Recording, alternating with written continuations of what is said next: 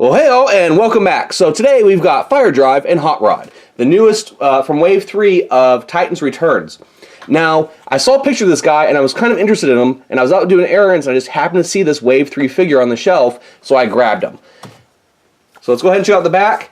Back shows, alt mode, robot mode, the gimmick with the Headmaster, or Titan Masters they're calling him now, and then some previews for Breakaway, which is a repaint, Optimus Prime, which is going to be a pre-tool, as I guess they're calling it now, and then the upcoming 6-shot.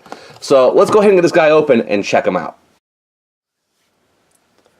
And so here we have him out of the package. And he's a very vibrant figure. These reds are nice and saturated. You've got this very, very strong orange here. The yellow could use maybe a slightly better contrast, but it does have the reminiscent feel of the original figure and character, and it still looks good. So let's talk about proportions first. And I think one thing that a lot of people might have a problem with is he has some very long arms. And to counter that, he has legs that are a little stubby in comparison. I don't think it's bad per se, but I do see the whole gorilla arm look being kind of a turnoff. Now, about his articulation, his arm is a little bit reminiscent of the Classics figure, if you'd seen that. So it's a very short elbow. But he does have a rotation there, and that might be part of the problem. There's no real bicep tier to break up the color, so you have this long red piece and this very small hinged elbow in there. So we've got that. Then we've got these shoulders that can move up and down, and then they got a ball joint. Oh, and then his head popped off. So connection is a little bit loose compared to some of the other ones. If I turn his head, so I turn the head backwards because of the shape. If it's in there, I think it reduces less stress. But considering that this one doesn't hold on as well, we'll turn it the other way. So a little more solid. Neck joint is good compared to some of the ones I've had. Wrist, only movement they have is for transformation. Then here, we've got ankle, thigh swivel, single knee joint. Now the foot has a hinge, but there's not a whole lot you can do with it. It's mostly for transformation. You might be able to get a little bit more of a dynamic pose with it, but just a matter of millimeters. Then on his back, everything else is fixed here. Figure does come with 2 guns, and they do follow the gimmick of the line. So he'd have one in each hand, and they also snap together to go on his engine mode that allows him, it also acts as a seat. So they've got this clip system in there, and the way the clips are, it does require a little bit of flex. So I don't know if you'll see some stress marks over time. But of course, you have a little seat here where it'll go on the hood, and then you have a little Titan Master right on there. I'm not particularly huge on this gimmick just because it creates hollow weapons, and I don't pose the guys that way. I don't put them together like that. But it is for the playability factor, especially if you've got the kids playing with these. So then we've got his 2 guns. He's got an interesting feature here. Now, of course, this is Hot Rod, not Rodimus Prime. But if you did want to sort of work on a Rodimus configuration, he has these pegs here that are meant for the guns and vehicle mode, but you can give him sort of stacks. So there's not a whole lot you can change about the figure, but maybe if there's another head that's more fitting, that looks like a more mature Rodimus or whatever, you might be able to configure him with some future parts to make sort of a Rodimus Prime. So anyway, let's look at transformation. This, it's just like the others. It's reminiscent of the Combiner Wars line, though there is a couple neat tricks they've added. So let's go ahead and pop off the head. Let's check out the Titan first. Now the Titan is disappointing. A lot of these Titans are disappointing as far as paint goes. He does have a painted face. You can see closely. Mine is in pretty good shape, but I've heard of some people complaining about poor paint jobs on the face.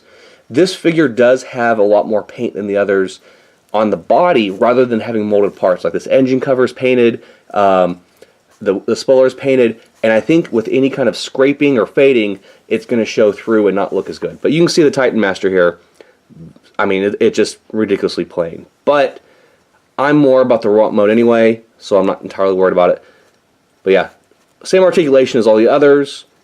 Head rotates, thighs, knees. Not a whole lot to them, but just a neat little gimmick. So anyway, we'll get back to this. Transformation on this is super simple, but it does use some clever elements. So legs open up like that, which of course, maybe that could bulk him up enough to give you sort of your Rodimus look as well. Feet fold in.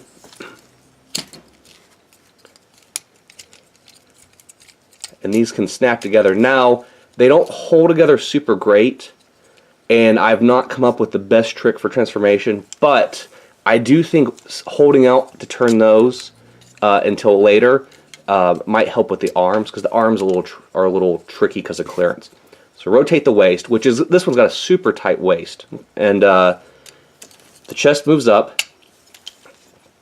Now the part that I thought was clever is this canopy, because they've added this mushroom peg in here that allows it to rotate. And I mean, it's just a simple addition, and of course it's another cost for their engineering, but it does help the figure to capture that. So then we can fold the legs under. I'm not going to fold them all the way because I want to do these arms first. But this is where the arms are simple, and this is of course very reminiscent of the Classics figure. So snaps together like that. Shoulder joints move forward. Now there's the nose cone, or grill actually, for the figures underneath there. And it wasn't obvious at first when I first messed with it, but that comes out, and it does not really lock in, so it sort of does, but it's not the best friction there. So I imagine that it's going to be popping loose pretty regularly if you're messing with it. So then move the shoulders up, try to snap it into that joint. Like I said, I think the arms are the hardest part. Oh, and then of course hands go in before we get too far. Alright, so we've got that. Now, this is where the legs, I think, come in. You can snap them together, and there's not a great connector in here. I mean, you have this peg here and what should have probably been a closed piece. I think this is borrowing engineering from another figure, and I almost wonder if it's a repaint of something, or a retool of something, because just it's very familiar. It's very Combiner Wars feeling to me. And then the roof canopy, this has got two hinges there, locks down, spoiler locks down on the rear fenders, and then we have a neat little robot mode.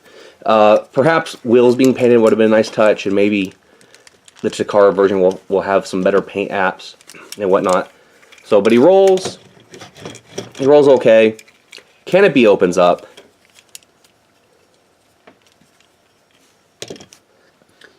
Canopy opens up, and then we can see her figure there. And of course, the little peg on the feet, there's a little slot in there, so you can fit him in there and he won't fall around. So you've got your robot pilot, close the canopy, and they actually have two pegs up here where you can have two more stand. But there you can see with the nose easily drops down. Just not great engineering on there, or maybe some will have different tolerances than others. Not a bad looking sports car, definitely hot rod looking. But it has a few modern design lines, I think, that sort of ties it to some of the prototypes I've seen of actual car manufacturers. And then, of course, you can either pop them in the sides, and then you have your little mode like that. And if you all remember Road Blaster, it was an old arcade game where you had this red sports car and this big engine sticking out, and the plane would drop by and drop off weapons. And This actually reminds me of that. I think it's kind of cool in respect of having a transforming Road Blaster car. And then you have these two pegs here, which I'm pretty sure that's going to scrape paint over time. So I'm not going to really force it in there. But yeah, for the engine or weapon that goes there, it is a little silly looking, but it is alright. But yeah, there's the vehicle mode, there's that. And of course it comes with a card, which is not a bad illustration. It's actually quite nice, and it's got tech specs because they don't have it actually in the transformation of the figure. So anyway, let's go ahead and put this guy back into robot mode.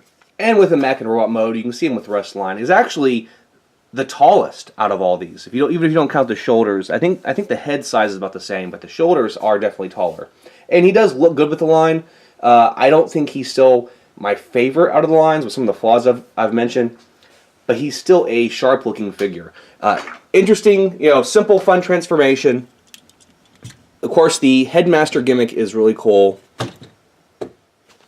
And then we've got this guy as well to look next to. Now, I didn't do a review of him just because I was out of town when I got him. And I just didn't have a chance. I've been busy with finals and stuff. But, you know, they look good maybe fighting against each other. And then another figure. Now, of course, this is our Hot Rod. I am keeping this guy as my Rodimus. And I think the dark colors actually show kind of a cool change between the two. Though this figure, especially in maybe the face sculpt, the way it's done, does look a little bit more dated compared to this Hot Rod. Even though it's a better engineered, you know, with the Fansproject parts, it just seems a little dated. And probably partly due to the core figure that's involved, and of course the face there. I think perhaps if the face had maybe a different type of sculpting, it might mesh a little bit better. He's still going to be my Rodimus Prime. And I'm going to pop this armor off real quick so you can see the original character with the new one.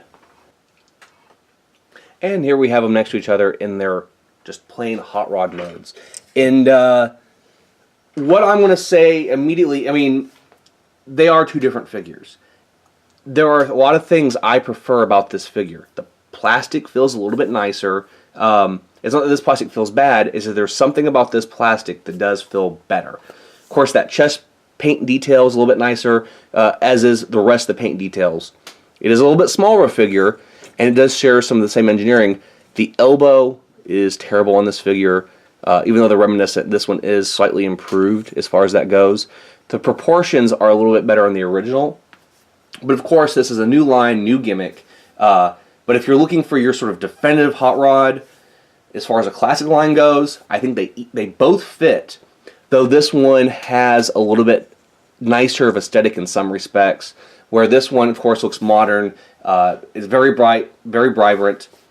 It's a nice figure as well. And of course, the Titan Master gimmick is really cool. So, anyway, these are both nice figures. This is definitely something to keep your eye out for if you like the playability factor, and especially right now, they're floating around like $10 at the stores because of the Christmas sales. So now's the time to get them before they go back up, or end up on the secondhand market. But anyway, thanks for watching. Make sure you guys like and subscribe, and we'll see you all next time.